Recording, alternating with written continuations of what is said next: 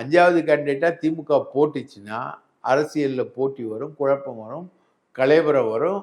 அதிமுக முகாமில் வந்து பயங்கரமான மோதல்கள்லாம் நடக்கும். இல்லை அப்படி போட்டா பாமக, பாஜக, ஓபிஎஸ்க்கு ஒரு லாட்ரின்னு சொல்லலாமா? அவங்க தயவுல தான், அவங்க 3 பேர் தயவுலேயே அவங்க சொல்றக்கூடிய ஒரு நபரை நிறுத்தி ஆகணுங்கிற ஒரு இக்கட் வந்துரும்ல இபிஎஸ். கண்டிப்பா ஒரு சீட் மட்டும் தான் கன்ஃபார்ம். பாமகவும் பாஜகவும் சேர்ந்தாலே செகண்ட் சீட் வந்து கன்ஃபார்ம் ஆயிடும். ஆனா செகண்ட் சீட் கன்ஃபார்ம் ஆகக்கூடிய சூழல்லையும் உங்களுக்கு பாமக கேண்டிடேட் போட்டால் தானே அவங்க ஆதரவு கொடுப்பாங்க.